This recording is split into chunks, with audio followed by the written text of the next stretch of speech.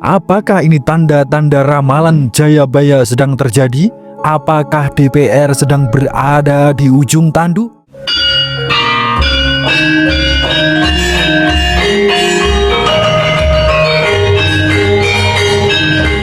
Assalamualaikum warahmatullahi wabarakatuh. Salam waras-waras wae. Dalam ramalan kuno yang sengaja disembunyikan oleh Prabu Jayabaya, Raja Kediri abad ke-12, ia berkata, akan datang zaman edan ketika orang jujur terinjak, sementara orang culas justru berkuasa. Namun pada akhirnya keadilan akan ditegakkan. Ramalan ini terdengar seperti pelipur lara, tapi coba lihat keadaan kita hari ini. DPR jadi sorotan tajam, kasus korupsi di mana-mana, rakyat sudah muak. Dan kini ada satu undang-undang yang sedang diperjuangkan, Undang-Undang Perampasan Aset Koruptor. Apakah ini tanda-tanda ramalan Jayabaya sedang terjadi? Apakah DPR sedang berada di ujung tanduk, dihadapkan pada pilihan berpihak kepada rakyat atau tenggelam dalam gelombang sejarah? Sebelum kita bedah satu persatu, silahkan tulis doa dan harapan kita semua untuk negeri ini di kolom komentar. Dan bagi sedulurku yang muslim, jangan lupa tulis sholawat atas berkat rahmat Allah subhanahu wa ta'ala. Doa-doa kita semua terkabul. Siapa Jayabaya dan apa itu jangka Jayabaya? Prabu Jayabaya memerintah kerajaan Kediri pada abad ke-12. Namanya melegenda karena dianggap punya penglihatan jauh ke masa depan. Ramalannya ditulis dalam berbagai serat, salah satunya serat Jangka Jayabaya. Berabad-abad kemudian, pujangga Jawa bernama Ronggo Warsito mengutip dan menafsirkan ramalan itu. Dalam serat Kalatida, ia menggambarkan masa depan penuh kekacauan, hukum bisa dibeli, pejabat lebih mementingkan diri sendiri, rakyat bingung mencari pegangan. Namun ada satu janji yang menenangkan, setelah masa kacau akan datang keadilan besar. Kalimat yang sering dikutip berbunyi, orang benar ditindas, orang culas berkuasa, tapi pada akhirnya akan datang perintah keadilan. Sekarang kita lihat keadaan DPR. Banyak kritik datang, terutama soal korupsi. Tidak heran jika banyak orang mengaitkan ini dengan ramalan Jayabaya. Benarkah nasib DPR di ujung tanduk?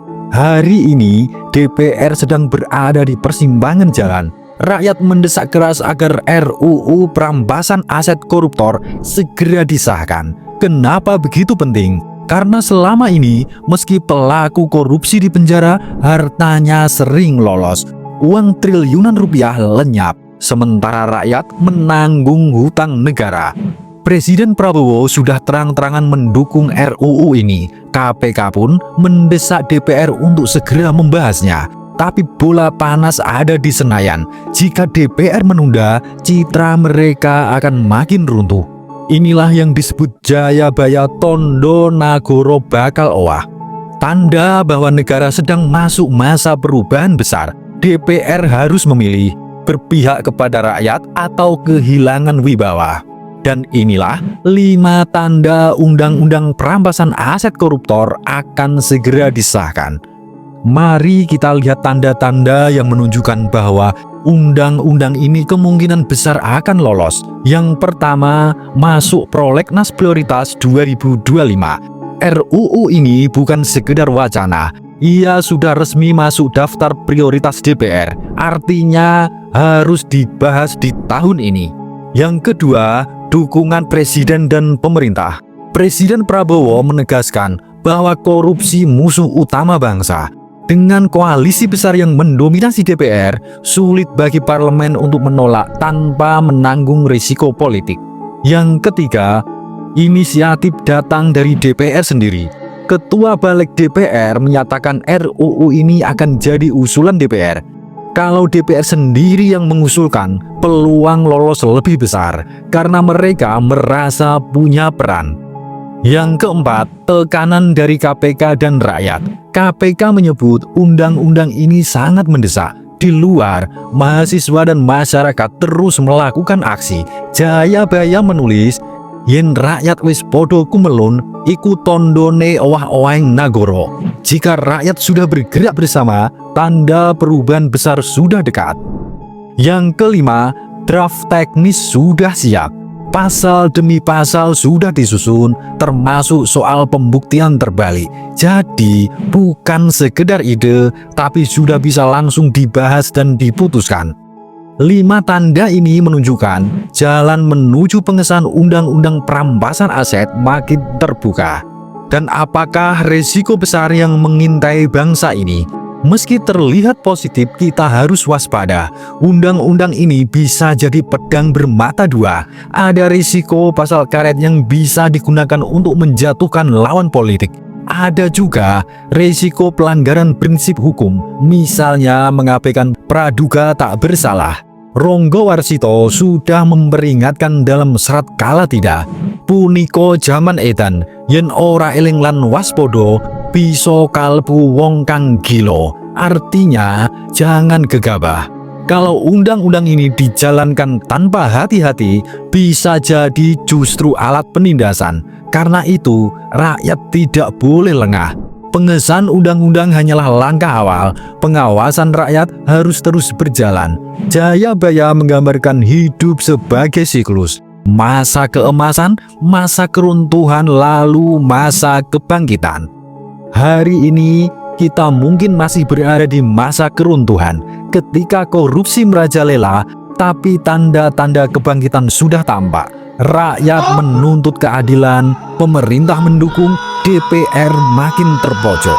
Undang-undang perampasan aset jadi awal dari kebangkitan itu. Bayangkan ini, uang hasil korupsi triliunan rupiah kembali untuk membangun sekolah, rumah sakit, dan infrastruktur rakyat. Kembali ke rakyat. Jika itu terwujud, mungkin inilah bentuk nyata dawuhing adil yang diramalkan Jayabaya. Namun bila DPR gagal mengambil kesempatan ini, bisa jadi justru sebaliknya. Rakyat kehilangan kepercayaan dan lembaga DPR makin ditinggalkan. Ramalan Jayabaya bukan sekedar isapan jempol. Ia adalah peringatan moral. Ketika elit berbuat semaunya, rakyat mencari pengingat dari masa lalu bahwa keadilan pasti datang. Kini DPR sedang diuji. Mereka bisa memilih mengesahkan undang-undang perampasan aset dan berdiri bersama rakyat, atau menolaknya dan hancur reputasi. 5 tanda sudah jelas terlihat, rakyat pun sudah bergerak. Pertanyaannya tinggal satu, apakah DPR berani mengambil keputusan bersejarah ini?